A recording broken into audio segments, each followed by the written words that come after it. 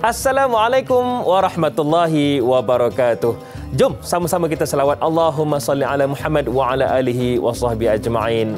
Alhamdulillah, segala puji bagi Allah atas segala nikmat yang telah Allah kurniakan kepada kita. Terutamanya pagi ini, pagi yang indah, awal minggu kan, hari Isnin. Hari Isnin 15 November. Minta maaf, saya terlupa tarikh sikit pagi ni. 15 November 2021. Tanyalah Ustaz, biar tahu jangan keliru bersama dengan saya, Da'i Hadari. Dan Alhamdulillah, kita nak mulakan minggu ini dengan penuh keberkatan, dengan penuh positif. Jadi para penonton sekalian, saya nak anjurkan kepada anda semua, terus lakarkan senyuman di wajah anda, insya-Allah. Tambah-tambah senyum sebab pagi ini majlis ilmu kita Tanyalah Ustaz, biar tahu jangan keliru. Kita akan bicarakan satu topik yang sangat hebat, satu topik yang mana sangat dekat dengan kita, terutamanya berkaitan dengan ibadah solat.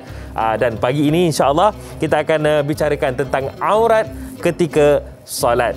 Dan bukanlah saya yang memberikan pencerahan, di mana saya sangat beruntung kerana pada pagi ini kita bersama dengan yang berbahagia, Ustaz Amran Yusof. Assalamualaikum Ustaz. Waalaikumsalam warahmatullahi. Apa khabar, sihat kita? Sihat walafiat. Alhamdulillah. Ustaz tengok 2-3 bulan ni nampak senyum ya Ustaz. Memang orang baru. Orang baru, ada orang rumah baru Ustaz. Ya. Alhamdulillah. Tapi tak apa Ustaz, hari ni kita nak sembang tentang berkaitan dengan aurat ketika solat ni. Tambah-tambah saya nak anda semua terus berada bersama dengan kami, terus setia bersama dengan kami, sebab insya-Allah nanti Ustaz akan ada tunjukkan juga iaitu cara pergerakan menutup aurat ketika solat, dan juga cara kalau ternampak aurat orang lain terdedah, macam mana tu. Jadi kejap lagi kita akan ada sedikit demo yang kita akan tunjukkan bersama dengan anda semua. Cumanya berkaitan dengan soalan, bagaimana Da'i Hadari kalau kami ada soalan nak ditanyakan? Tak ada masalah, sangat dialu-alukan. Caranya mudah sahaja. Tuan-tuan dan puan-puan boleh hubungi kami di talian 1800 881677, okey, ataupun boleh tinggalkan soalan anda di ruangan komen di Facebook rasmi kami, iaitu Tanyalah Ustaz TV3. Baiklah Ustaz, dengan lafaz Bismillahirrahmanirrahim, ibadah hari ini kita bicarakan aurat ketika solat. Cumanya sebagai pembuka lembaran perbincangan kita pada pagi ini Ustaz, apakah aurat bagi seorang mukminin, iaitu muslimin dan muslimat, dan mengapa wajib kita menjaganya terutamanya ketika solat Ustaz? Baik, bismillahirrahmanirrahim. Assalamualaikum warahmatullahi wabarakatuh. Waalaikumsalam warahmatullahi. Innal hamdalillah nahmaduhu wa nasta'inuhu wa nastaghfiruh wa na'udzu billahi min shururi anfusina wa min sayyiati a'malina, may yahdihillahu fala mudilla lahu wa may yudlil fala hadiya lahu.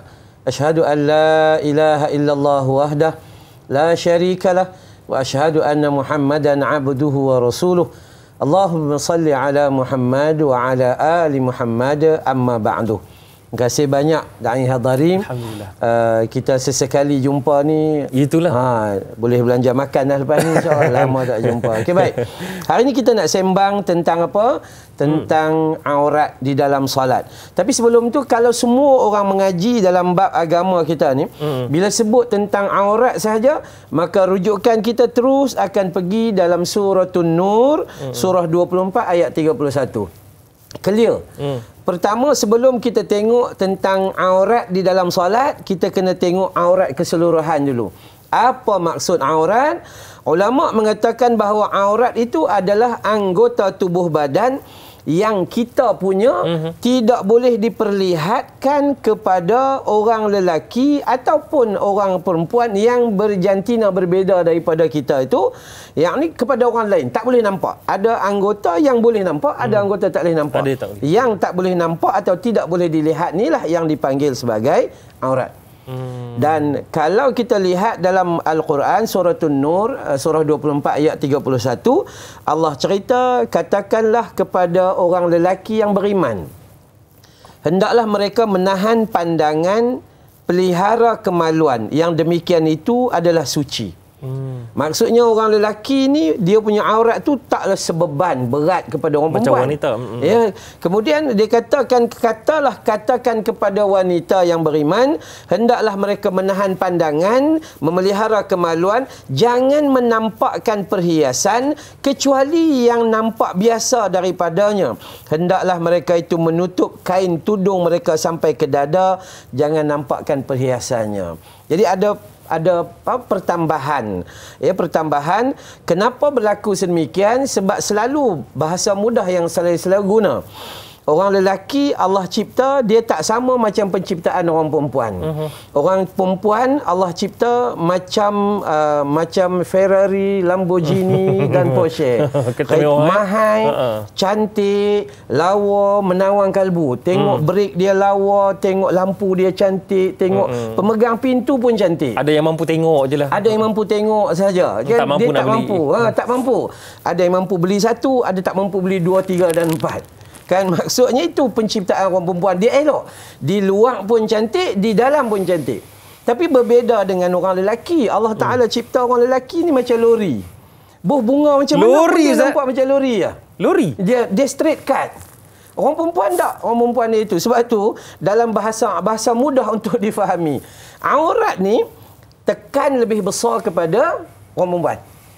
Dia tekanan tu lebih besar nak dijaga. Sebab tu kalau kita lihat orang lelaki disuruh jaga pandangan, jaga kemaluan. Maksudnya tak beban sangat lah. Tak beban. Kalau orang lelaki pakai skirt pergi tepi jalan, orang tengok memuntah. Kan? Tapi orang perempuan tak boleh. Kalau dia pakai macam tu sat lagi, ramai pula lah yang duk ambil gambar dan sebagainya. Tapi orang perempuan bukan hanya dia suruh jaga pandangan, bukan hanya dia suruh jaga kemaluan, tapi dia kata perhiasan. Apa tu perhiasan? Perhiasan satu bentuk tubuh badan dia yang original. Itu sendiri pun perhiasan. Yes, itu perhiasan. Sebab dia memang hiasan paling cantik dalam muka bumi Allah adalah orang perempuan. Sebab tu kita duk berkenan, tengok berkenan, tengok berkenan, tengok. Bini dah ada dekat rumah, pi tengok kat luar berkenan lagi. Pi tengok kat luar berkenan lagi. Tak pernah berhenti. Tengok bini orang terlupa bini kita. Allahu Akbar. Tu yang dikatakan orang perempuan, Allah pesan turunkan kain tudung mereka itu sampai ke dada mereka. Maksudnya tutup dengan sempurna. Ini hak asas. Dalam asas kita memahami kewajiban tutup aurat yang ni penting. Ya. Orang perempuan untuk memahami bagaimana tutup aurat di luar solat dan dalam solat, kalimah mudah dia satu. Kalaulah di luar solat dia pakai baju dan baju tu boleh bawa dalam solat, selesai. Selesai, habis. Yang tu je. So dia pakai solat, dia yakin tak baju ni boleh bawa solat? Okey, selesai. Tapi kalau dia yakin baju ni tak boleh bawa solat, maka ketika itu dia dianggap seperti bertelanjang. Yang ni yang mudah untuk difahami pada awal. Dan kalau kita lihat juga dalam Quran, untuk mukadimah ni Allah Ta'ala sebut ketika dalam solat atau nak pergi masjid, dalam surah Al-A'raf surah ke-7 ayat 31, apa kata Allah? Ya bani Adam khuzu zinatakum inda kulli masjid wa kulu washrabu wa la tusrifu innahu la yuhibbul musrifin. Wahai anak Adam, pakailah pakaianmu yang indah setiap kali nak pergi ke masjid. Maksud apa kita pergi masjid tu? Solat. Betul.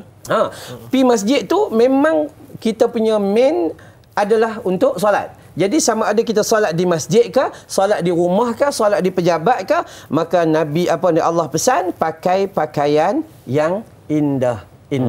Yang ni kita kena faham. Awal lah. Itu cerita dia. Kalau indah, maksudnya aurat tu ditutup dengan sempurna. Ditutup dengan sempurna lah.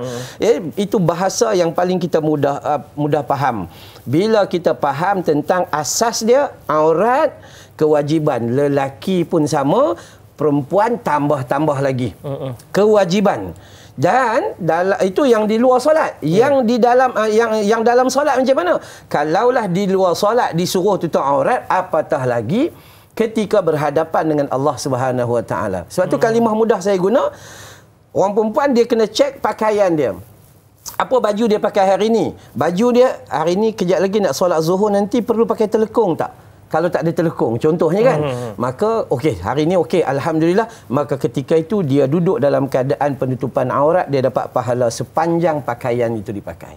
Wallahu a'lam. Jadi aurat itu perlu dijaga lelaki dan wanita. Cumanya wanita itu lebih beratlah ustaz. Jadi kena jaga, kalau boleh pakai pakaian yang mana dalam solat pun boleh dipakai pakaian tu ya. Subhanallah.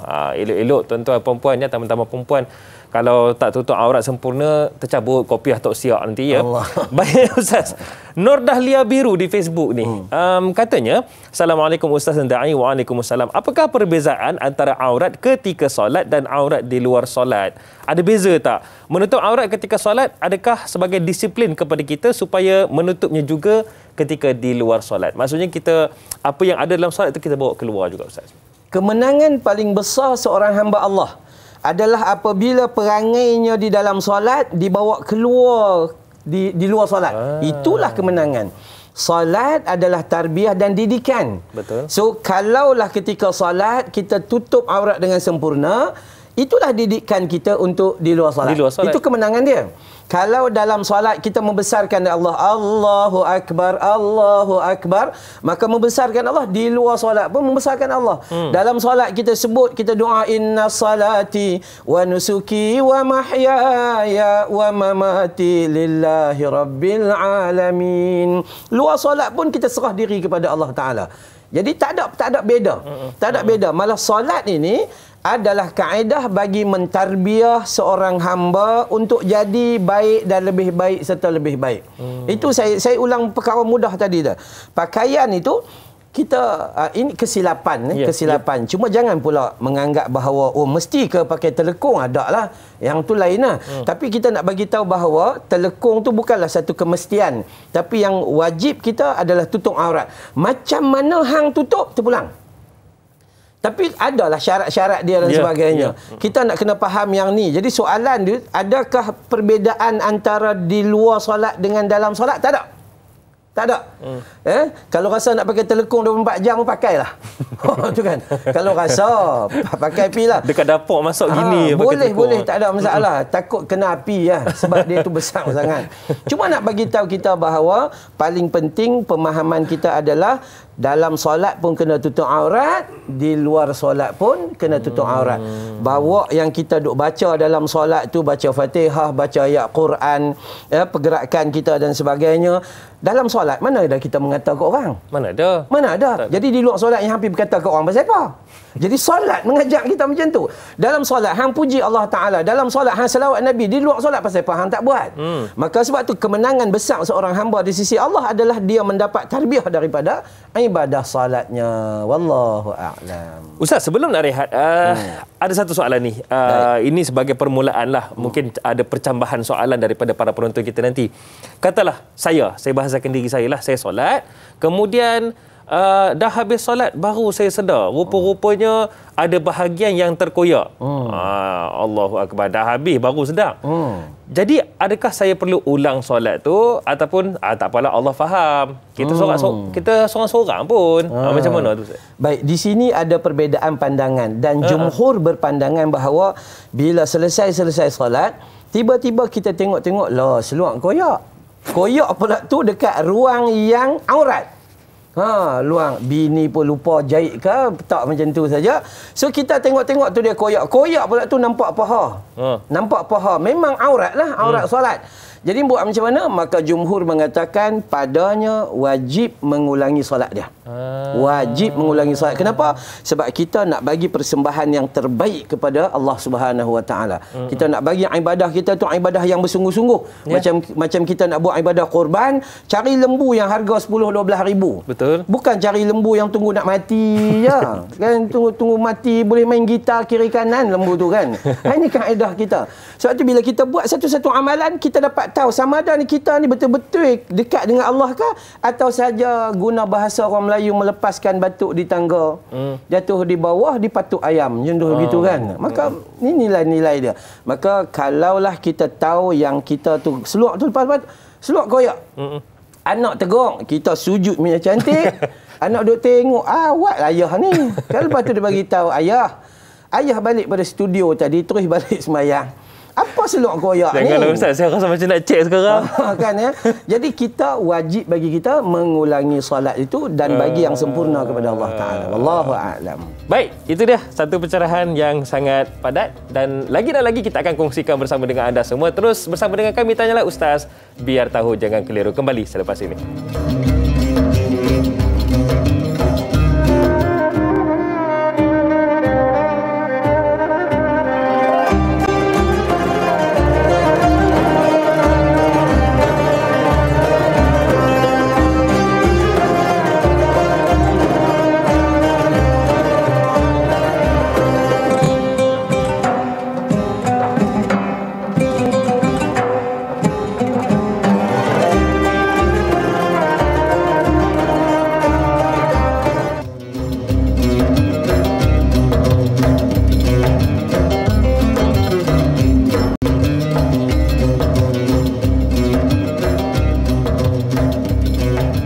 Alhamdulillah, tanyalah Ustaz, biar tahu jangan keliru. Pagi Isnin 15 November 2021 bersamaan dengan 10 Rabiul Akhir 1443 Hijrah.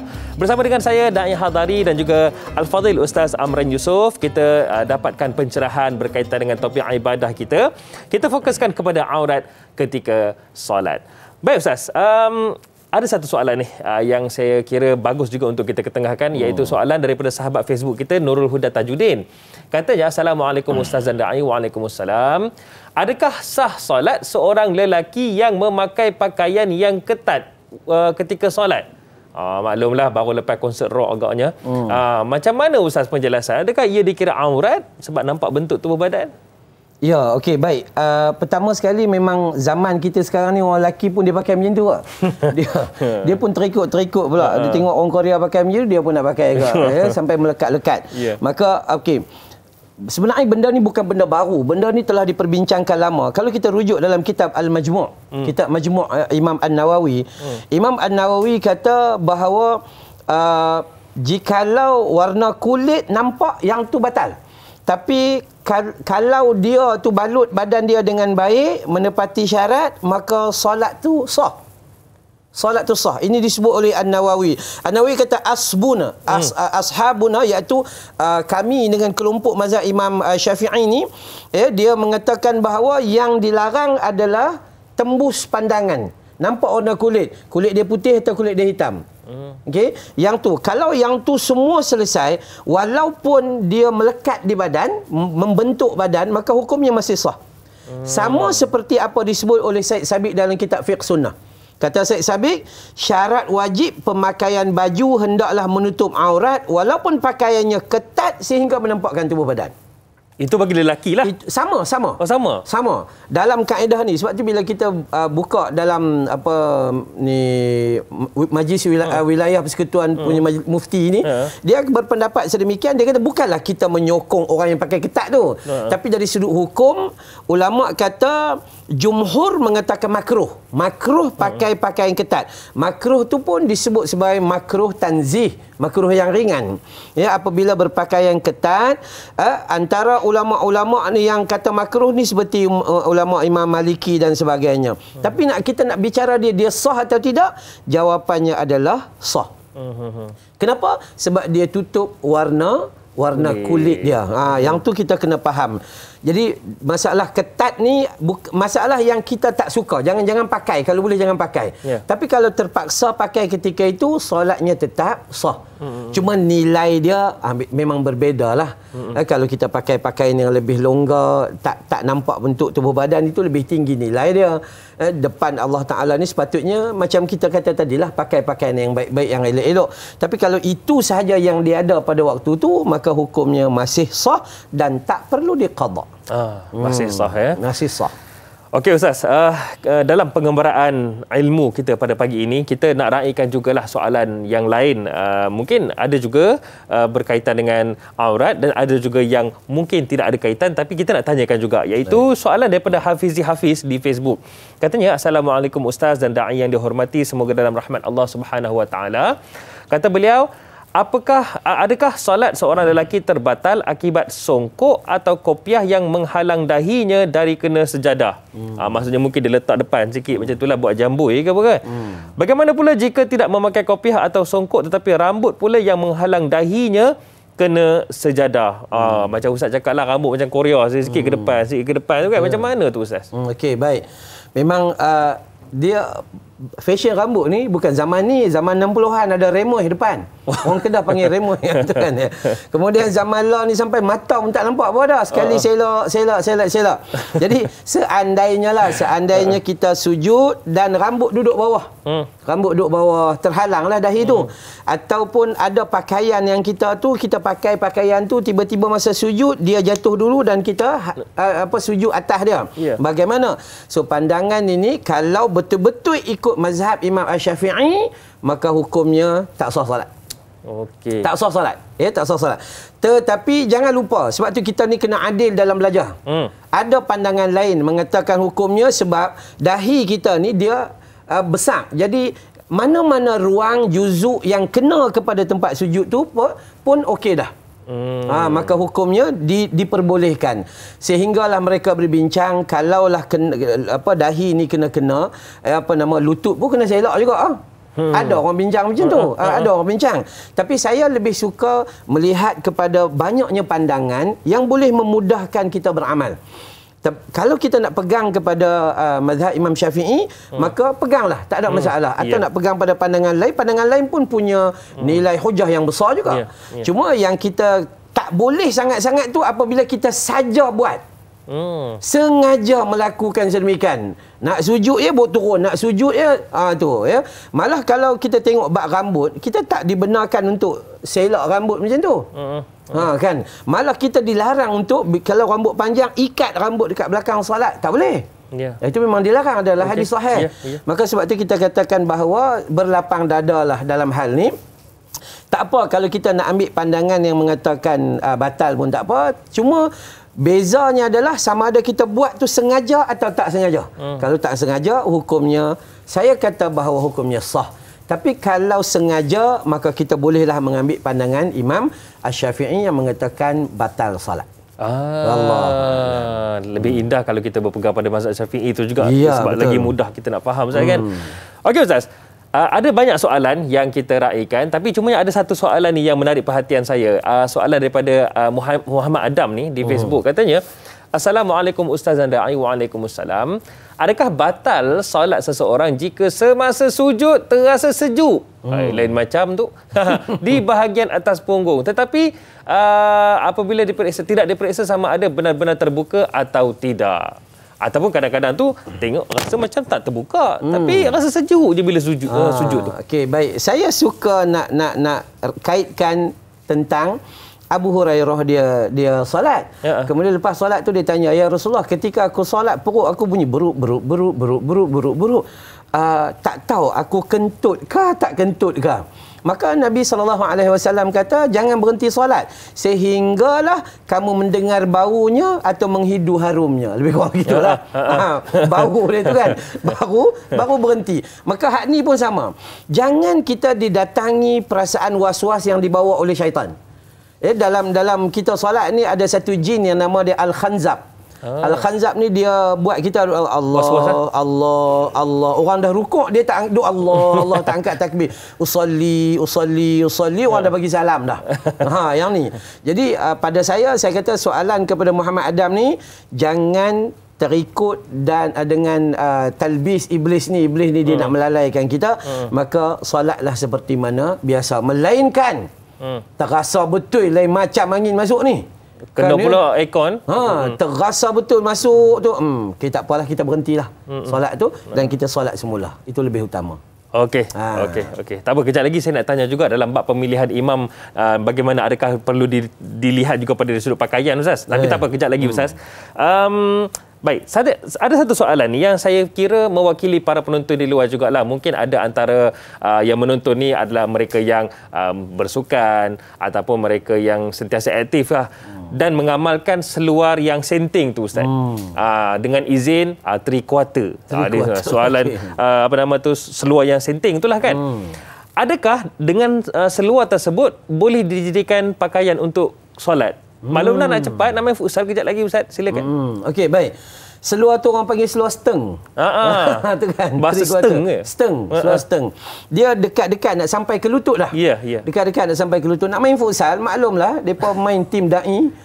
Contohnya kan. Tak ada masalah apa. Okey, baik. Dalam bab solat, kita belajar orang lelaki atas daripada pusat, dia turun bawah sampai tutup lutut. Dia bukan tutup pusat dengan lutut tengah buka, bukan.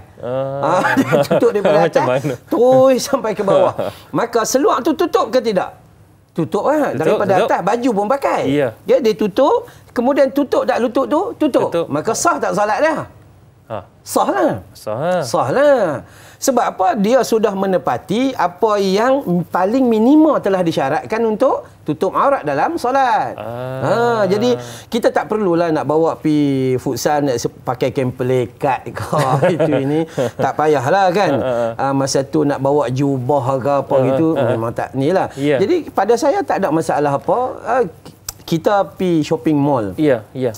Kita solat di apa nama ni, surau shopping mall. Kita jumpa dengan orang-orang Arab yang daripada Afrika lah mana ni semua ni, depa main ni tengok pakai seluar tu. Dia pakai seluar tu. Dia pakai seluar tu. Ya, orang yang tak faham tengok, depa ni solat apa macam ni kan. Pada hakikatnya tak. Syarat paling tidak, syarat minimal dia menutup aurat. Baik. Yang terbaik tu dia tutup dengan sempurna lagi lah. Takut terbuka. Kalau ikut syarat dia tu sudah memenuhi piawaian dan kehendak agama dah. Okey, cuma ini mungkin mewakili para penonton di luar sana jugalah. Bukankah kita nanti nak duduk antara dua sujud dengan duduk tahiyat? Takut terbuka nanti lagu mana? Itulah kaedah dia. Bila terbuka, maka Imam Syafi'i kata jangan dibiarkan terbuka. Maksud bila terbuka, tutup dengan segera. Hukumnya tak batal. Oh, tengah solat tu boleh tarik sikit lah. Tariklah sikit. Kita yang buat dia. Kan? Jadi tak ada masalah apa. Okey, itu dia satu pencerahan buat kita semualah. Terutama abang-abang yang selalu main futsal ataupun bersukan tu kan. InsyaAllah mudah-mudahan bermanfaat insyaAllah. Okey Ustaz, banyak lagi kita akan bincangkan selepas ini. Jadi kepada anda semua, jangan ke mana-mana. Tanyalah Ustaz, biar tahu. Jangan keliru, kembali selepas ini.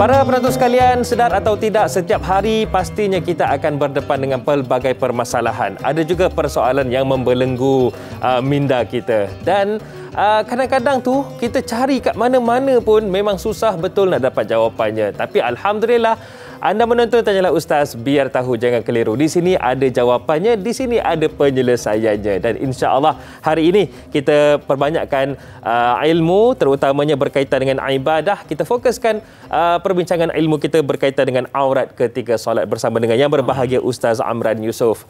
Baik Ustaz, ni ada situasi lah yang saya nak tanyakan dekat Ustaz. Ada dua orang ni. Seorang ni bacaan dia memang sangat bagus, kemudian dia menghafal banyak. Cumanya pakaiannya dia pakai t-shirt agak ketat dan seluar jeans. Ada seorang lagi yang pakaiannya adalah pakaian yang kalau kita tengok memang kain plekat, baju Melayu apa semualah. Jadi yang mana kita harus pilih menjadi imam? Adakah kita kena pilih yang B sebab dia pakai lagi bagus? Dan kita tak adalah rasa macam was-was. Bagaimana Ustaz? Baik. Dalam hadis yang sahih, Nabi ajak kita macam mana nak lantik imam. Nabi ajak. Hak pertama sekali, orang yang paling elok menguasai Quran. Yang kedua, orang yang paling banyak beramal dengan sunnah. Yang ketiga, orang yang berhijrah dulu, maksudnya masuk Islam dulu. Yang keempat, orang yang paling tua antara mereka. Maksudnya makin tua dia makin banyak ilmu. Kita makin tua makin tak arti. Itu kata lain. Tapi dalam syarat tu tak ada pakai baju macam mana. Nabi tak kata hang kena pilih pakai baju macam ni. Ini kesilapan yang saya nak tegur sama-sama. Kita orang Melayu, dia selalu pandang, oh dia ni pakai jubah. Alim dia tak tahu kawan ni yang paling tak arti sekali. Kalau kita nak tengok jubah, kita pergi tengok bola. Orang yang main judi bola tu, Tok Arab pakai jubah semua. Yang main judi bola tu. Jadi takkan kita nak judge atas jubah tu, tak. Atau orang yang pakai t-shirt saja, tak apa, tak ada masalah. Asalkan dia tutup aurat dengan sempurna dan dia menepati yang Nabi kata yang asas. Penguasaan Al-Quran dia tu. Dia baca Quran tu elok. Bismillahirrahmanirrahim. Alhamdulillahi Rabbil Alamin. Contohnya. Ini mai-mai kawan hak pakai jubah ni, mula-mula sekali. Bismillahirrahmanirrahim. Alhamdulillahi Rabbil Alamin. Siratal ladzina an'am. Dia begitu. Tapi jubah dia lawa. Jauh jubah Rasulullah dia lah beli kat Madinah. Tu kan. Tak. Pakaian bukan. Saya selalu kata, telefon kita, casing tak penting. Casing tak penting. Tak payah berbunga lah, love ke apa gitu ini. Tengok dia punya memori tinggal 1 gig nya. Tekan tak hidup. Yang penting bukan casing dia, yang penting dalaman.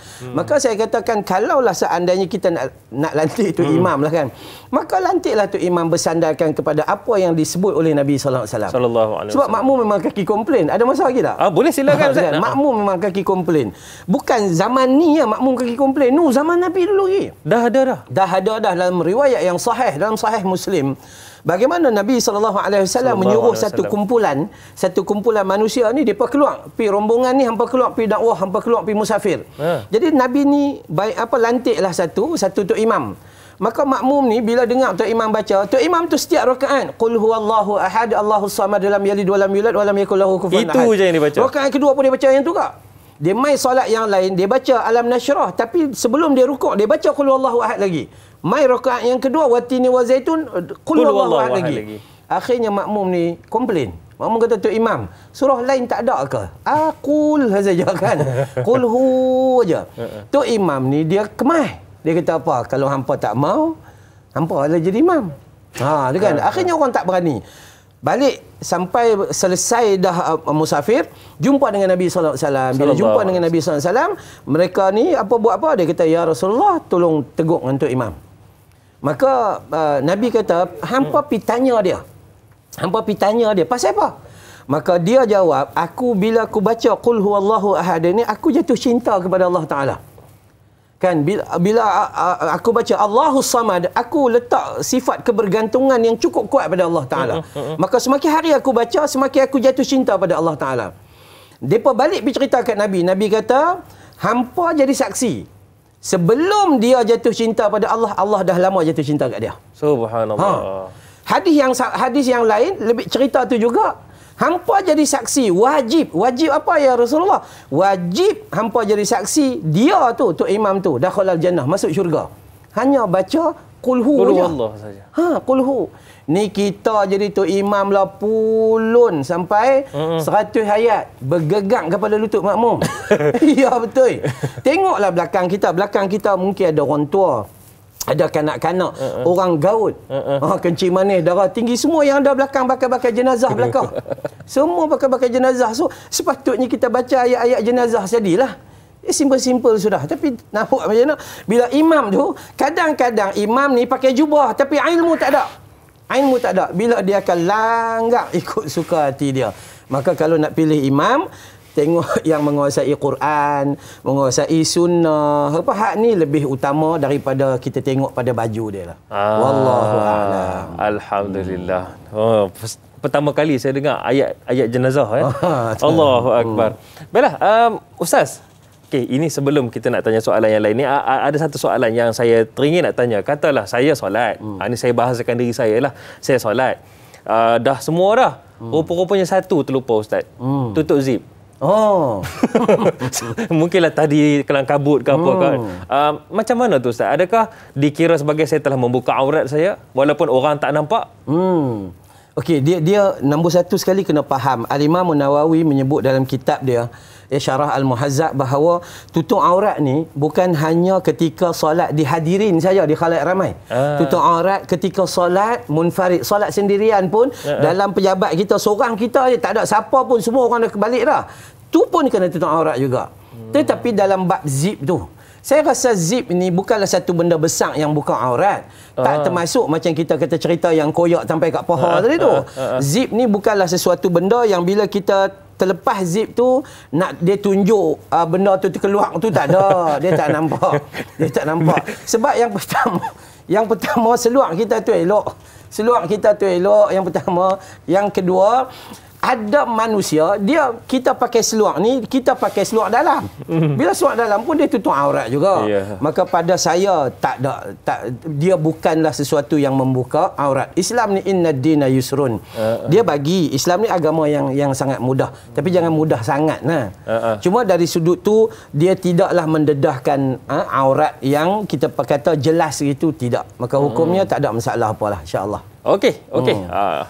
lega hati saya. Tapi tak pernah berlaku. Pada penonton saya ada pula yang tanya bila berlaku tu kan. Okey Ustaz, Muhammad Izzuddin di Facebook katanya Assalamualaikum Ustaz. Waalaikumsalam. Antara syarat sah solat ialah menutup aurat dengan sempurna dari mula takbir hingga memberi salam, betul? Aurat bagi lelaki dalam solat adalah bahagian antara pusat dan lutut. Bagaimana pula dengan solat seorang lelaki yang memakai baju Melayu tanpa butang? Oh, panas sangatlah tu. Adakah juga dikira tidak menutup aurat dalam solat? Kita kadang-kadang lah. Tapi banyak juga. Kadang-kadang tu banyak juga. Kadang-kadang kita eloklah pakai kain pelekat pun elok. Kain pelekat dia balut sampai ke atas ni. Baju tak pakai, tapi kepiah pakai. Itu kadang-kadang tak cerdik manusia ni. Dia tak cerdik. Dia gulung-gulung-gulung, kepiah elok lah pakai, tapi baju tak mau pakai. Kita dalam solat ni, Allah tarbiyah kita supaya menjadi akhlak. Kita ada akhlak yang baik ketika berhubung dengan Allah Ta'ala. Hang pakai baju, pakailah baju. Button ada, butanglah bagi kemas. Tapi tak apalah, kita anggap mungkin cuaca panas. Cuaca panas, dia gantung saja, lepas tu dia lepas kosong macam tu. Dia terbuka. Apakah hukum dia? Pada asasnya, kalaulah dia pakai seluar atas daripada pusat dia, ataupun kain pelekat atas pada pusat, hukum dia sah sajalah. Tak ada. Sebab bahagian atas tidak termasuk bagi orang lelaki. Tak termasuk aurat yang ditutup ketika solat. Jadi hukumnya tidak menjadi masalah. Tapi kita ni makan nasi, kita tak boleh makan nasi saja. Kita nak telur dada kan, kita nak ketam, kita nak dia nak semua bagi jadi elok. Macam tu gak solat, kita nak indah dalam solat. Kita beli rumah, takkan kita pergi bubuh kating dengan peti ais saja. Kita nak letak bunga, kita nak letak apa, semua akan jadi cantik. So persembahan kita tu, kita nak buat interior design tu bagi kemas baru kita hantar pada Allah Ta'ala. Kita tak maulah hantar dalam keadaan tunjuk dada ke Allah Ta'ala dengan baju tak pakai apa semua, tak maulah. Tapi seandainya berlaku, sah tak solat dia? Sah, dengan syarat dia tutup daripada pusat terus sampai ke bawah. Itu bahagian bawah tu kena tutup atas. Yang tu selesai. Wallahu a'lam. Okey Ustaz. Ini juga mewakili para penonton. Saya ada satu soalan ni lah. Macam mana kalau Tok Imam tu auratnya terdedah? Allahu Akbar. Dah rakaat pertama tu barulah Tok Siak ataupun Tok Bilal belakang nampak. Jadi adakah membatalkan solat kita juga? Dan bagaimana cara untuk menegur Tok Imam tu? Takkan macam tu. Silakan Ustaz. Baik. Saya merujuk kepada satu penerangan yang disebut oleh pejabat mufti wilayah persekutuan. Saya ingat penerangan tu datang ketika Mufti Dr. Zulkifli Al-Bakri dulu. Dia bagi tahu bila ada orang tanya berhubung dengan apabila makmum menyedari Tok Imam terbuka aurat besar. Maksudnya terdedah lah. Jadi apa makmum boleh buat? So sebenarnya makmum boleh tegur Tok Imam, tetapi disebabkan kita solat ramai, kita solat dekat masjid negara tu contohnya kan, solat dekat masjid besi ke apa semua kan, kita fikir kalaulah ketika kita tegur tu boleh menghuru-harakan solat, caca marba dia akan jadikan berantakan, maka ketika itu kita jangan tegur. Kenapa? Karena yang batal adalah Tok Imam. Kita tak batal juga. Maka sebab tu sebahagian pandangan kata kita mufaraqah. Bila nampak dia macam tu, maka kita mufaraqah. Maksud mufaraqah adalah bukan keluar daripada solat, tapi keluar daripada solat bersama dia. Kita masih solat. Masih lagi dengan masih dia. Duduk sampailah bagi salam sampai sekali. bagi salam. Cuma kita putuskan perhubungan dengan Tok Imam. Tadi masa mula tu kita angkat tu kita kaitkan perhubungan. Tapi bila nampak tu aurat besar dia terdedah, maka hukumnya kita putuskan hubungan, tapi ikut dia. Ikut. Sampai dah habis bagi salam, zoom pergi kat Tok Imam. Tok Imam minta maaf.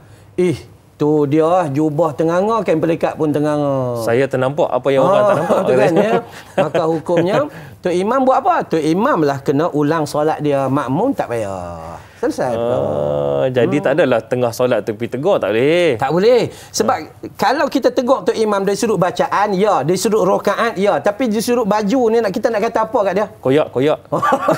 Kan, ya. Jadi dia pun nak cari tang mana pula koyak. Kan.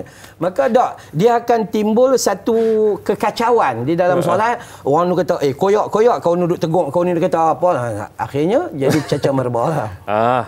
Itu dia. Baik. Rupanya ada kaedah rupanya Ustaz ya. Subhanallah. Baiklah, kita akan rehat lagi. InsyaAllah nanti akan ada Ustaz tunjukkanlah cara macam mana nanti kan untuk demonstrasi nanti insyaAllah. Baiklah, terus bersama kami Tanyalah Ustaz, biar tahu jangan keliru.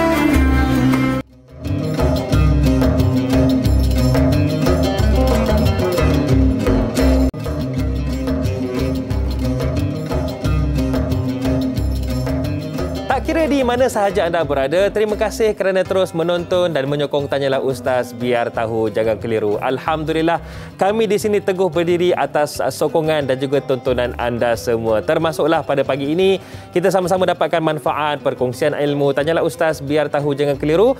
Topik besar kita ibadah, yang mana kita fokuskan berkaitan dengan aurat ketika solat bersama dengan Al-Fadhil Ustaz Amran Yusof. Saya mengalu-alukan kepada anda semua untuk tanyakan soalan, terus tanyakan soalan kepada kami. Caranya bagaimana?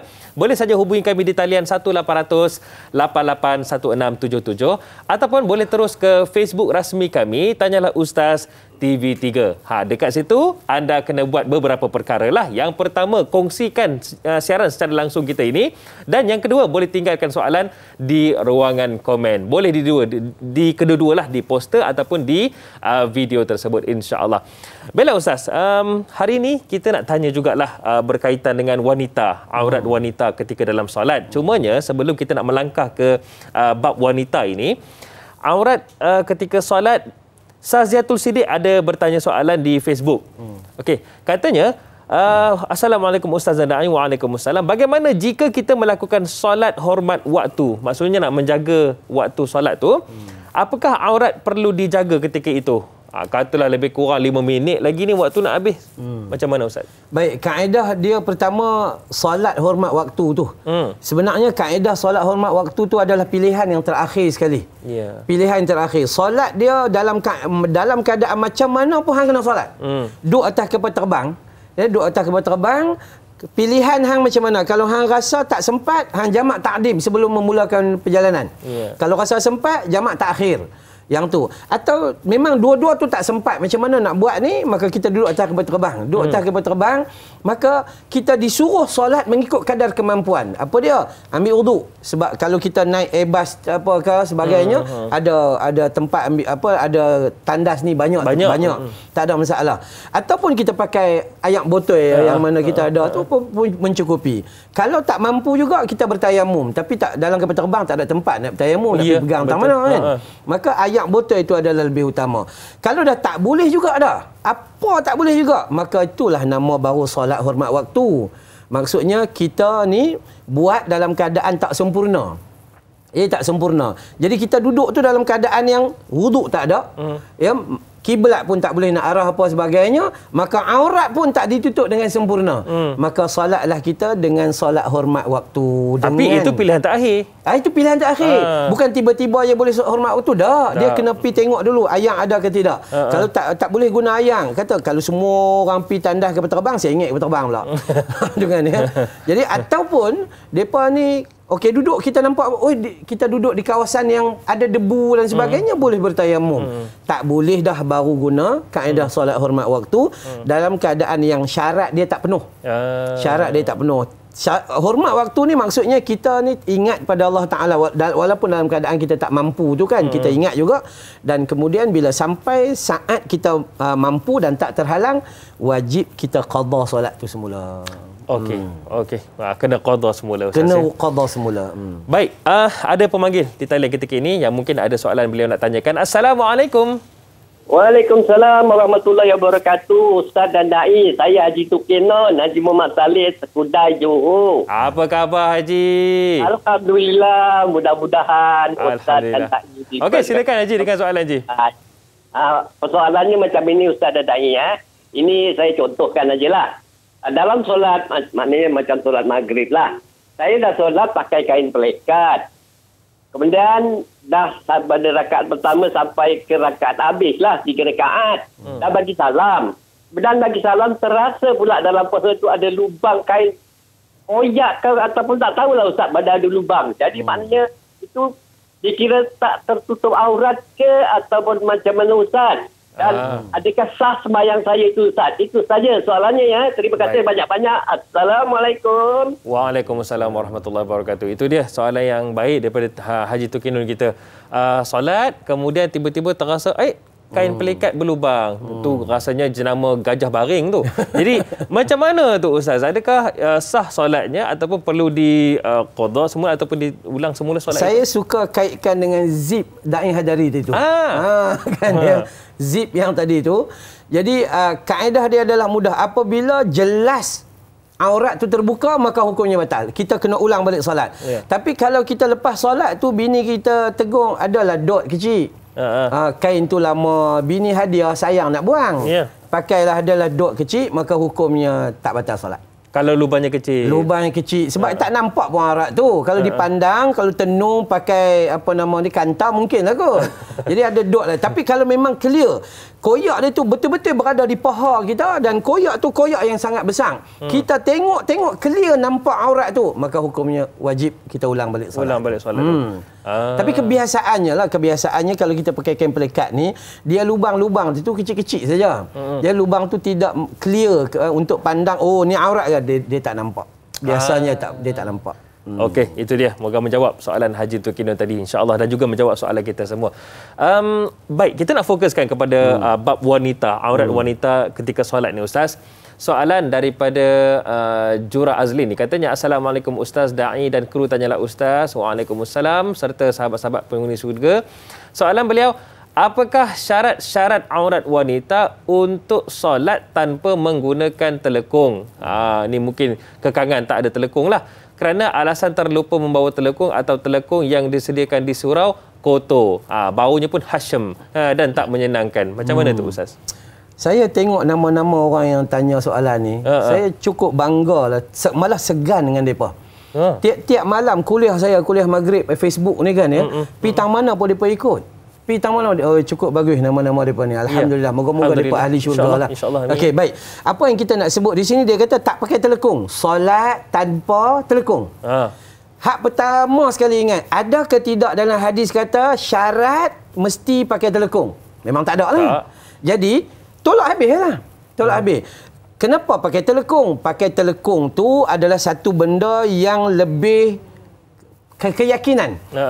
Tutup komplit dah, tak ada masalah. Tapi jangan pula asbab kepada telekung terlupa, nanti qada, tak boleh. Itu jadi haram dan berdosa. Jadi kaedah yang kita kena faham, solat itu wajib tutup aurat. Macam mana hang tutup? Satu kain daripada atas atau baju hang besar sikit, kemudian pakai kain dan sebagainya, hukumnya tak ada masalah apa-apa. Tengah kerja catering dengan kain catering tu dililit. Ya, tak ada masalah apa. Bubuhlah segala macam. Tak ada baju, kain selimut, pusing-pusing kain selimut, dah selesai. Tak ada masalah. Ada orang tanya saya kata. Saya kata mudah je, pusing-pusing kain selimut, pengepit baju. Pengepit baju tu, lepas tu solat. Solat kena solat.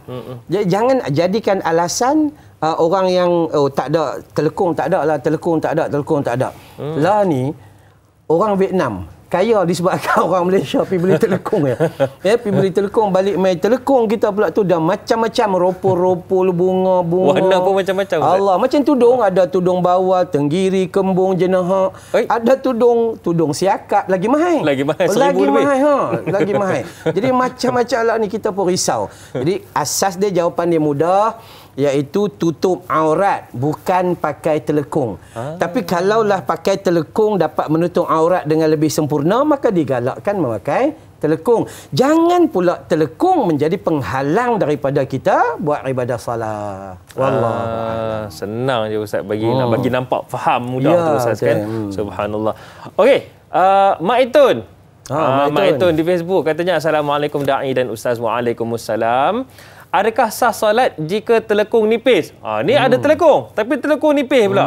Allahu Akbar. Tu kain mana tu ya. Kemudian, bagaimana pakai telekung yang tidak menutup bawah dagu? Adakah bawah dagu termasuk dalam aurat bagi wanita ketika solat? Yang pertama tadi telekung nipis, yang kedua dagu nampak. Baik, yang pertama, bilalah kita dah beli dah telekung tu nipis, maka apa yang kita perlu buat ni, Mak Ito ni pokok mangga Melaka. Pun ada dalam Facebook juga. Kan? Alhamdulillah. Mak Ito ni orang yang kuat yang tanya ni. Ya. Dia ni kita boleh kata siapalah beli, oh nipis. Nak buang kan? Tak payahlah. Buat apa? Pakailah baju lain kat dalam. Kan, pakailah baju lain kat dalam, lepas tu sarung telekung. Janganlah pakai telekung tu semata-mata, dah tahu dia nipis. Bila kita pakai telekung semata-mata, maka akan nampaklah dia punya pandangan menembusi telekung tu sampai nampak warna kulit. Maka bila nampak saja warna kulit, hukumnya batal lah. Tak khusyuk suami. Tak khusyuk. Maka hukum dia sangat mudah. Dan dalam hal wajah pula ni, apa nama kita panggil ni? Rahang ni. Maka sini ada perbezaan pandangan. Perbezaan pandangan ada kata rahang paling hadapan ni.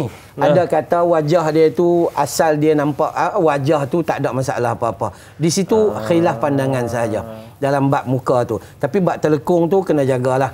Jangan buanglah. Kalau kita beli hak nipis, jangan buang. Nanti membazir pula. Apa yang kita perlu buat, pakailah pakaian lain yang boleh sama-sama membantu menutup aurat dengan sempurna. Wallahu a'lam. Itu dia. Pakailah lapis dalam. Senang je. Okey, Ustaz. Ni, Umi Hani pula katanya, Assalamualaikum Ustaz Daing. Waalaikumsalam. Aurat wanita itu muka, kecuali muka dan tapak tangan lah. Soalan beliau, adakah terbatal solat seseorang wanita itu ketika duduk tahiyat akhir secara tak sengaja jari kaki terkeluar? Panjang tu jarinya. Atau ternampak tapak kaki. Tu macam mana tu Ustaz? Nombor satu sekali, dalam bab kaki ni pun ada perbahasan ulama. Ada perbahasan ulama. Malah Al-Muzani, mazhab Imam Syafi'i pun kata bahawa kaki yang biasa nampak tu hukumnya tak ada masalah kalau ternampak kaki tu. Cuma kita nak ambil yang jumhur. Jumhur kata kena tutup semualah. Kena tutup semua. Yang ni dia kata tiba-tiba tersedar. Tak sengaja. Bila benda tak sengaja, maka kita tak berdosa lah. Tapi bila nampak, hang jangan nak kaki biar pergi ya. Yang tu batal. Yang tu batal. Tapi kalau nampak kaki, zap kita tutup. Okeylah, tak ada masalah. Atau nampak tapak kaki ke, tariklah kain telekung tu tutup. Ataupun mungkin waktu tu dia solat dekat luar ke, tiba-tiba angin tolak ke. Segera tutup. Itu sebab tu Imam Asy-Syafi'i kata, bila terbuka aurat dan segera usaha untuk tutup, maka hukumnya tak batal. Kan? Baik. Kita sujud, kipas dia buka tu, yang heavy metal punya tu. Kan ya? Zoom, terselak habis. Maka segera tutup. Habis, selesai. Tu agama Islam ni mudah sebenarnya. Cuma kita saja. Sebab kita mengaji banyak batal, tak tahu bila nak sah. Tapi Ustaz, bukankah kita dah tutup tu pergerakan dah bukan 3 kali, dah 33 kali. Itulah kita lihat kaedah. Kaedah dia apa? Bergerak kerana manfaat dengan tujuan. Maka itu dibenarkan. Contoh Nabi dokong Umamah, cucu dia. Rukuk sebelah, sujud letak Umamah. Lepas tu nak bangkit lagi, dokong balik. Banyak tak pergerakan dia? Banyak. Pasal apa? Boleh buat. Nabi solat, Nabi buka pintu dekat Aisyah. Aisyah balik daripada rumah ayah dia, Sayyidina Abu Bakar As-Siddiq. Nabi buka pintu dan Nabi sambung solat. Tapi kita kena fahamlah, rumah Nabi tu kecil. Jadi dia bergerak pergi ke pintu tu senanglah. Rumah kita 2 tingkat. Bergerak, tangga nak turun macam mana apa? Solatnya tingkat atas. Kan? Jadi cuma kaedah tu. Kaedah dia adalah selagi kita bergerak itu dengan tujuan yang bermanfaat untuk tidak membatalkan, untuk halang daripada terbatalnya, maka hukumnya diperbenarkan. Bukan maksudnya 1, 2, 3 opocot batal. Ada. Bukan macam tu. Dia bukan macam tu. Kena faham dalam bab batal ni. Bukan semua ni kadang-kadang kita nak garu, kita apa. Kita memang gatai.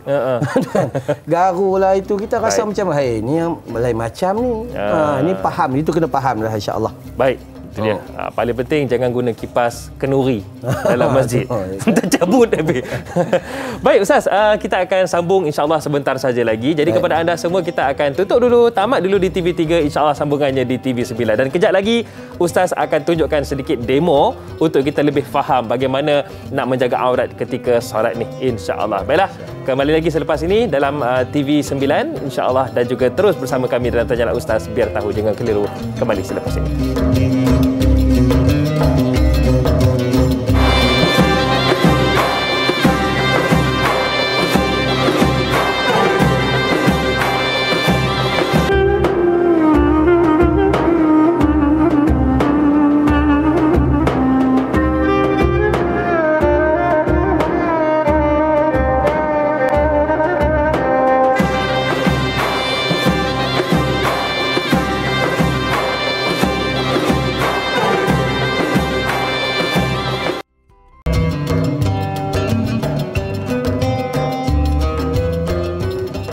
Alhamdulillah, Tanyalah Ustaz, biar tahu jangan keliru. Pada pagi ini kita sama-sama bicarakan tentang topik kita, iaitu ibadah. Kita fokuskan tentang aurat ketika solat. Bersama dengan saya, Da'i Hadari, dan juga kita bersama dengan Al-Fadil Ustaz Amran Yusof. Baiklah Ustaz, Alhamdulillah, nampaknya kita kali ini kita berdiri sebab kita nak tunjuk sedikit demo lah Ustaz kan. Ya, tak apalah, saya jadi modelnya. Okay. Walaupun rupa tak macam model pun.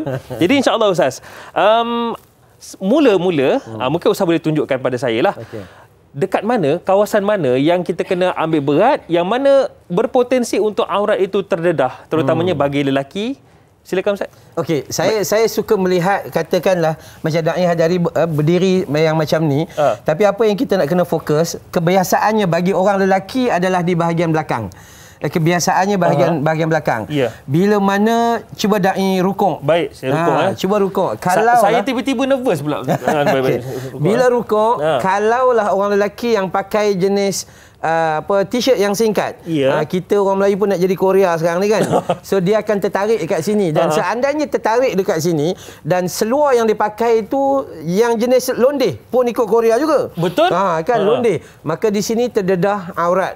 Ya, aurat ni aurat besar ni, dia boleh membatalkan solat. Nampak bahagian belakang ni Ustaz? Yes, dia nampak bahagian belakang. So seandainya katakanlah tiba-tiba Da'i terasa yang macam soalan tadi tu berangin, maka apa dia yang Da'i perlu buat adalah tarikkan baju tu semula. Tarikkan baju ke belakang. Tarik baju bagi selamat, dan kemudian teruskan rukuk dengan sempurna. Yang macam tu. Jadi betul ke caranya saya tarik ni? Tarik je. Tapi tarik saya je. Tengah rukuk. Tak ada masalah. Tak ada masalah. Macam tu. Kenapa? Rukuk kita dah sempurna, tapi yang ni kalau dibiarkan dia boleh membatalkan. Aurat? Yes, dia boleh membatalkan. Sama juga ketika turun sujud. Cuba sujud. Baik, saya sujud ya. Sujud.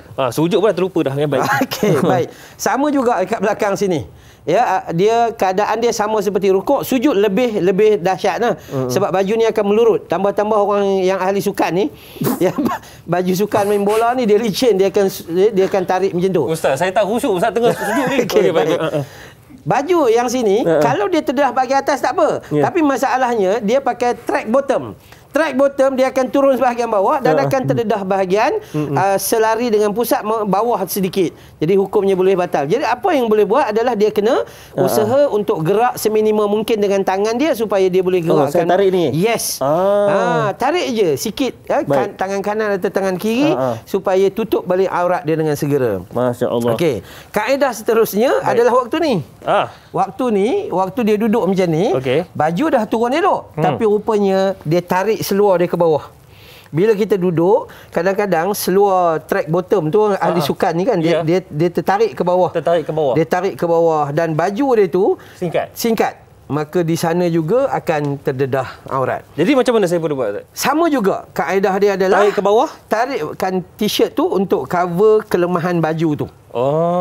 Yang tu kaedah dia. Sebab tu kita jangan risau untuk bergerak untuk tutup aurat. Jangan risau. Sebab pergerakan yang manfaat dibenarkan. Tak ada masalah. Kalau kita mengaji, tak ada masalah. Hatta Al-Imam Syafi'i juga sebut macam tu. Baik. Dalam hal pergerakan, maka kita boleh bergerak tu untuk benda-benda yang bermanfaat. Cuma je Ustaz, kan kita asyik tarik tu tak apa ke, tak mengganggu ke Ustaz? Tidak menjadi masalah. Okey, contoh. Da'i bangun? Saya bangun ya. Baik. Da'i tengah solat. Tiba-tiba anak datang. Ni Da'i nak rukuk ni. Anak datang. Cak. Kan? Nak sujud. Macam mana nak buat anak kat situ? Anak nak sujud, kita ambil dia, Letak tepi ya. Itulah kaedah dia. Maksudnya kita bergerak dengan satu badan pun boleh. Jadi berbanding dengan kita bergerak tangan saja. Sikit-sikit tu. Sikit. Ataupun anak ni bila kita nak turun dia duduk kat situ juga. Time tu jugalah dia duduk. Apa kita boleh buat? Kita gerak sebelah sana sikit. Cuba gerak sini sikit. Sini sikit. Tapi dia pergi balik kat situ. Kan? Dia macam bapak dia. Kemudian dia main sini, main situ balik. Barulah kemudian kita angkat dia untuk sana. Kita boleh gostan ke belakang sikit atau ubah macam itulah. Tu kaedah dia. Tidak boleh berhenti solat. Baik. Itu kena faham. Sebab tu kaedah dalam solat ni mudah sebenarnya. Cuma bila kita tak faham, kita rasa macam mana nak bergerak ni. Majlis fatwa mana nak pakai ni. Waktu tu baru nak cari. Yang tu itu bahayalah. Baik. Sama dalam bab kain pelikat tadi tu. Baik. Kain pelikat kan. Tiba-tiba sujud, angin zoom. Macam mana? Okey. Katalah saya sujud sujud. Kita pakai kain pelikat. Atau tak katalah, bukan angin lah. Anak datang menyundul daripada belakang. Okay. Anak menyundul, anak selak. Jadi apa yang perlu buat adalah nak gerakkan tangan untuk turunkan kain. Turunkan macam ni? Turunkan, yes. Turunkan. Dan yang paling penting, tidak berhenti solat. Dan jangan membiarkan aurat besar tu terdedah lama dan boleh membatalkan solat. Okey. Okey. Baik, ini soalan saya Ustaz. Katalah saya tengah rukuk semua okey. Saya pakai seluar steng tadi tu. Okey. Masa tengah duduk macam ni lah, duduk antara dua sujud ni, tiba-tiba terangkat sikit seluar tu. Baik. Sehinggalah menampak sebahagian lutut ataupun nak penuh lutut. Macam mana Ustaz? Adakah? Kaedah sebab tu pada awal kita mengaji tadi, kita bagi tahu bahawa pakaian tu kena cantik. Tapi tak apalah, yang tu kita dah pakai. Jadi kita perlu buat apa? Kita bila terdedah je lutut kita tu, orang kita panggil kepala lutut. Terdedah je, maka kita gerakkan dua tangan kita, tutup balik anggota yang menyebabkan batal tu, maka akhirnya tak batal lah solat tu. Baik. So kita tidak boleh membiarkan anggota tu terdedah lama. Ya, waktu yang dianggap tu seperti lamanya tamakninah. Ada ruang kan? Ada ruang gerak untuk tutup sahaja, maka hukum solat tersebut sah. Okey. Ini soalan untuk wanita pula. Sebab saya adalah pejuang wanita Ustaz. Okey. Saya pencinta wanita. Okey, baik. Pagi ni macam kita Ustaz ya.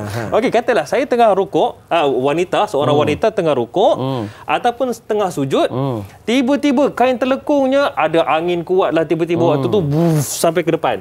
Ternampak lah semua.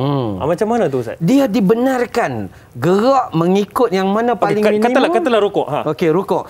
Kain telekung akan naik, tutup habis macam ni. Tutup habis. Apa yang dia boleh buat adalah dia gerakkan dua tangan, cuma dia bergerak jangan sampai dia menghilangkan rukuk dia saja. Bukanlah sampai macam ni, bukanlah sampai dia i'tidal macam tu. Dan kalaupun dia bangun, dia bukan bermaksud untuk i'tidal. Dia bangun tu sekadar untuk membetulkan. Tapi janganlah sampai ruas-ruas tulang belakang kita dia dah masuk balik seperti i'tidal. Maksudnya kita dalam hal ni kita akan bergerak dengan kadar seminima yang mungkin. Tetapi untuk tutup tutupkan kembali. Macam tu. Macam waktu sujud pun macam tu juga. Sama juga. Bagaimana kita bergerak tak penting, tapi tutup tu penting. Itu penting. Bagaimana kita tutup aurat tu tak penting, tapi sempurnakan penutupan. Tak pakai telekung, tak apa. Kalau awak nak pakai baju yang selain kita orang Melayu pakai baju kurung, orang perempuan kan, tak ada masalah. Tak pakai jubah pun tak ada masalah. Jadi yang paling penting adalah tutup aurat. Bagaimana kita tutup tu tak penting. Okey. Gitu. Ni ada soalan tambahan ni Ustaz. Mungkin ramai juga nak tahu. Ni situasi berlakulah. Ini di luar SOP ketika PKP lah, ketika COVID-19 ni. Katalah sekali dengan orang lain, jemaah lain. Okey, ini wanita dulu. Kita fokuskan kepada wanita dulu. Katalah, sebagai contoh, kita wanita ni tengah duduk. Lepas tu ada seorang lagi wanita makmum ni, dia bangun dulu, tapi dia terpijak kita punya wanita punya tudung dia. Adakah kalau kita bangun sekarang terlucut? Ataupun kita nak tarik daripada dia? Ataupun kita tunggu dulu? Macam mana tu Ustaz? Kaedah dia adalah kalau kita rasa dengan tarik itu kita boleh lepas dan tidak mengganggu dia sehingga tidak menyebabkan dia jatuh ke apa kan, sebab dia pijak. Jadi hukumnya kita boleh tarik. Tarik je.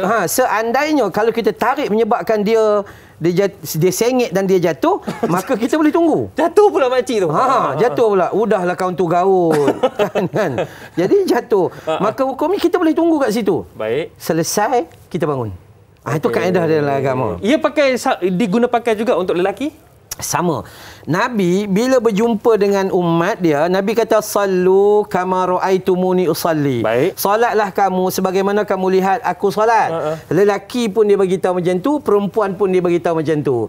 Cuma dalam sudut perempuan, Imam Asy-Syafi'i kata lebih kena jaga sikit sebab mereka ni kereta Ferrari, Lamborghini dan Porsche. kan. Dia cantik. Jadi dia aurat dia tu lebih kena jaga. Yang tu saja. Baik. Yang lain-lain tak ada masalah. Solat kita semua sama je. Gitu. Okey.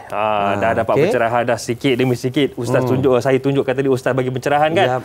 Tapi itulah Ustaz, buat ini pun rasa letih juga ya. Tapi kejap lagi Ustaz. Badan berisi. PKP Ustaz. PKP. Okay. InsyaAllah kejap lagi Ustaz nak tanya kalau wanita tu macam mana? Kalau tiba-tiba tengah rukuk sehelai ataupun beberapa helai rambutnya jatuh, adakah dia kena aurat? Tapi kejap lagi Ustaz ya. Tak, dia sama macam contoh yang tadi tu kan. Ya. Kata pakai kain. Pakai kain tiba-tiba anak datang, zoom. Macam mana kan? Telondeh terus. Adakah kita nak membiarkan gitu je? Tak. Maka tunduklah. Ambil kain dan pakai dan teruslah solat. Kalau dibiarkan, maka hukumnya batal. Tapi jangan pula tiba-tiba geram cubit dulu anak tu. Tak boleh lah. InsyaAllah kita akan rehat seketika Ustaz. Baik. Akan kembali lagi selepas ini. Tanyalah Ustaz, biar tahu jangan keliru.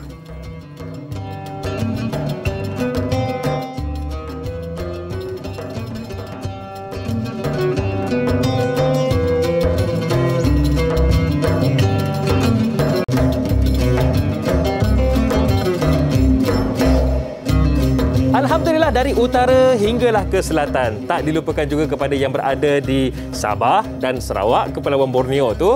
Dan juga ada juga yang menonton dari luar negara, terutamanya sahabat-sahabat handai kita yang berada di Indonesia, Singapura, di selatan Thailand, Brunei dan lain-lain. Terima kasih kerana menonton Tanyalah Ustaz, biar tahu jangan keliru. Dan pagi ini alhamdulillah para penonton sekalian, kita dapatkan manfaat berkaitan dengan perbincangan ibadah aurat ketika solat bersama dengan yang berbahagia, Ustaz Amran Yusof. Ustaz, ada orang tanya, Instagram Ustaz, Facebook apa? Facebook saya Madrasah Raudhah Al-Ilmi. Madrasah Raudhah Al-Ilmi. Instagram Ustaz Amran. Ustaz Amran lah. Baik. InsyaAllah memudahkanlah. Mungkin ada yang nak tanya soalan tu. Boleh. Okey Ustaz, hari ini kita bincangkan tentang aurat ketika solat ni. Ada soalan daripada Siti Nurbayah, sahabat Facebook kita. Katanya, Assalamualaikum Ustaz dan Da'i serta kru. Waalaikumsalam. Yang pertama, adakah jika seorang wanita itu sebelum solat dia telah membetulkan ikatan rambut dengan betul dan kemas serta memakai anak tudung, tetapi apabila sedang solat terkeluar pula rambutnya sedikit di bahagian tepi pipinya, terkeluarlah selai dua ke? Adakah rambut yang terkeluar itu masih dikira aurat ketika solat dan adakah ia telah membatalkan solatnya?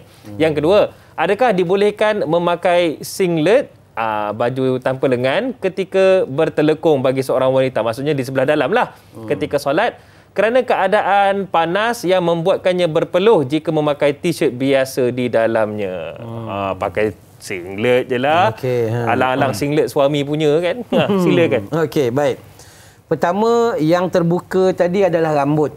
Dan kita telah pun pakai telekung tu elok. Order from Vietnam. Tu kan. Dia pakailah telekung chop apa-apa pun dah elok dah, kemas dah. Tiba-tiba tengah solat perasan macam ada terkeluar, ada juntaian. Maka segeralah kita betulkan. Segera betulkan. Setiap kali terbukanya aurat atau ditakuti akan terdedahnya aurat, maka segera betulkan. Itu satu. Dan seandainya keluar itu helaian-helaian rambut, maka hukum tidaklah membatalkan solatnya. Bukanlah kita keluar tu sampai satu sanggul keluar tu, bukan. Dan dia juga keluar tu bukan kerana dia keluar tu kita saja-saja keluar kan. Dan itu semua kita terlepas daripada kita punya kawalan. Hukumnya dia tak ada masalah. Okey, baik. Yang kedua pula yang dikatakan tadi pakai telekung kemudian pakai singlet kat dalam. Pakai itu je belah dalam. Dia kaedah dia senang je. Pakai telekung tak pakai apa-apa pun boleh. Betul? Tapi dengan syarat telekung tu tebal. Telekung tu tebal. Bila dia beli kain yang tebal, dia pakai telekung dengan sarung kain di bawah satu yang cukup besar dan sarung pula di atas tu satu dengan kain tu tidak melekat pada badan. Maka hukumnya tidak jadi masalah. Kalau pakai singlet, kira lebih baiklah daripada tak pakai apa-apa langsung. Cuma yang ditakuti, takut telekung kita tu nipis. Jadi kalau takut nipis, maka kita eloklah pakai pakaian yang kat dalam supaya tak nampak warna kulit tu. Wallahualam. Itu kaedahnya. Okey, tapi kena telekung yang tebal lah. Jangan nipis. Juling mata Tok Imam. Okey Ustaz, ada soalan yang sempat saya lihat sahabat kita daripada Indonesia yang bertanyakan soalan. Bagaimana wanita muslimah yang mungkin memakai skirt besar, skirt yang besar tu kan Ustaz kan, tapi sampai bawah lah.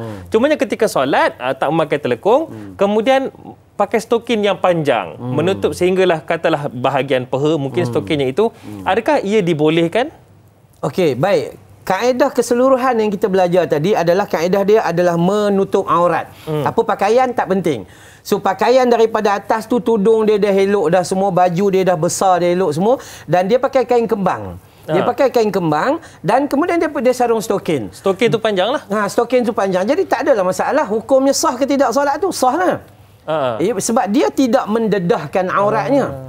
Sehinggalah katalah orang perempuan atau lelaki yang pakai seluar ketat tadi tu kan. Ulama masih mengatakan solatnya tetap sah sebab warna kulit tak nampak. Cuma yang nampak tu bentuk betis dia. Tapi warna kulit tak nampak. Tetapi tidaklah kita sokong perbuatan dia tu. Cuma dari sudut hukum sah ke tidak solat dia? Sah. Cuma pahala dah tentu tak sama seperti orang yang pakai dengan secara sempurna. Gitulah. Katakanlah soalan yang sama juga. Yelah stokin Ustaz, bila stres ataupun bila diregangkan, dia akan nampak warna kulit secara terang. Kemudian tak cukup kain nak tarik. Adakah ia dikira aurat? Yes. Seandainya stokin itu dia tu bila tarik dia diregang dan kemudian nampak warna kulit dia tu, maka hukum memang tak boleh. Kalau ikut pandangan yang pertama bahawa kaki tu aurat, maka tak boleh lah. Tapi kalau dia ikut pandangan yang kedua bahawa kaki yang bawah daripada buku lali tu bukan aurat, hukumnya boleh. Cuma kita nak ambil pandangan pertama lah sebab dia lebih selamat. Jadi pakailah stokin juga yang tebal. Stokin pun tebal lah. Okey. Jadi ia dikira aurat lah Ustaz ya? Dikira aurat. Dikira aurat sebab nampak secara warna terang. kulit. Warna kulit. Itu. Okey Ustaz, Rahimah Saud pula di Facebook. Banyak pula soalan daripada sahabat-sahabat kita seronok bila kita raikan ni. Rahimah Saud katanya, Assalamualaikum Ustaz, Da'i dan kuru-kuru. Waalaikumsalam. Seorang wanita solat dalam masjid sendirian. Tanya seorang je. Kemudian bacaan solatnya sekira-kira dapat didengar oleh lelaki ajnabi yang lalu di situ. Ini pun dikira aurat juga. Kalau di luar solat lah aurat itu. Suara itu. Apakah hukum solat wanita tersebut? Ia dikira aurat tak suara itu? Okey, pertama sekali secara asasnya perbincangan sama ada suara wanita ni aurat atau tidak, saya memilih suara wanita bukan aurat. Bukan aurat. Disebabkan sahabat ni bila Nabi tak ada, dia tanya hukum dan Aisyah jawab. Suara Aisyah tu didengari. Betul. Ummu Salamah bagi pandangan sama juga. Ya. Jadi cerita dia asasnya saya mengambil pandangan bahawa suara wanita bukan aurat, melainkan bila dia bercakap saja kita balik mimpi 3 hari 3 malam. Maka ketika itu dia jadi aurat. So apa yang kita cuma ada disiplin dalam solat. Suara lelaki bila jadi makmum sir perlahan. Perempuan makmum ke, imam ke, solat sendiri ke, sir. Lelaki bila jadi imam jahar. Jadi kuatlah, baca kuat. Dia tak boleh baca kuat. Perempuan tak boleh baca kuat lah. Lelaki baca kuat. Jadi kalau awak solat dekat masjid, ya, ataupun solat di rumah sekalipun, penetapan sir itu kena jaga. Kena jaga. Allahu Akbar, dia kena Allahu Akbar. Macam tu je. Jangan pula a'udzu billahi minasyaitonir rajim. Tu imam terkejut. Siapa ni? Tu kan tak boleh. Lagi sedap beraku. Ya, betul kan ya. Tambah-tambah orang perempuan, depa ni mengaji Quran pandai. Depa mengaji daripada ada gigi sampai tak ada gigi. Mengaji ni nun mati sampai dekat nak matilah. Dia cerita dia tu. Kadang-kadang dia baca tu nak jaga sangat sehingga suami yang duduk sebelah tu pun dengar dia baca kuat. Tak, hukum orang perempuan pi mana-mana pun dia kena menyembunyikan diri. Lebih tersembunyi orang perempuan, lebih besar nilai dia di sisi Tuhan. Subhanallah. Gitu. Itu dia. Okey Ustaz. Apa yang kita bincangkan hari ini iaitu aurat ketika solat. Cumanya kita nak bagi faham kepada masyarakat kita Ustaz bagaimana betapa besarnya pahala jika kita menjaga solat itu. Termasuklah kita menjaga juga cabang-cabangnya itu, termasuklah menjaga aurat untuk menunaikan solat itu. Cumanya Ustaz, katakanlah dalam satu situasi mungkin kesusahan hidup ataupun dalam keadaan di satu-satu tempat yang mungkin boleh berlaku tidak ada pakaian untuk menutup aurat itu. Adakah solat itu boleh diringankan ataupun memang Islam kena utamakan solat? Baik.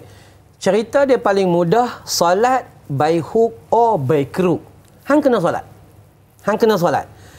Dalam keadaan yang Da'i kata tadi, pakaian tak ada. Ulama ni dah bincang lama dah. Tidaklah menggugurkan kewajiban menunaikan solat fardu itu walaupun pada waktu tu tak ada baju. Tak ada seluar.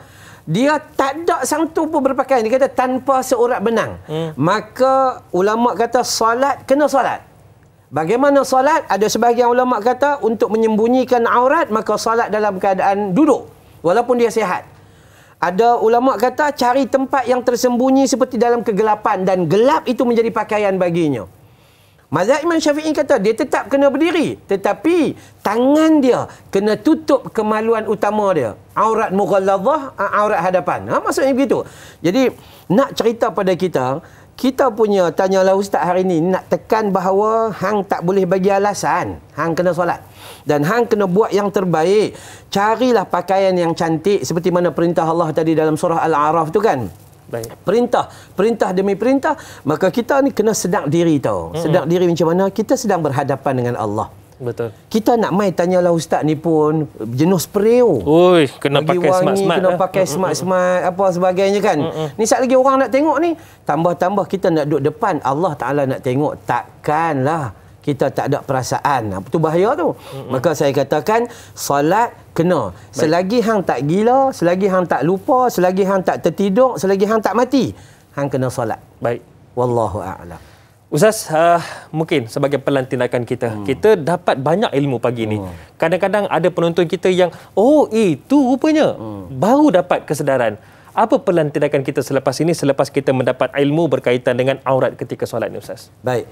Perkara yang paling besar bila kita baca dalam surah An-Nur tadi ayat 31, surah Al-A'raf ayat 31, Allah perintah di luar solat hang kena tutup aurat, di dalam solat hang kena tutup aurat. So apa yang saya nak bagi kesimpulan paling mudah, solat adalah tarbiyah kita untuk jadi manusia yang baik di sisi Allah.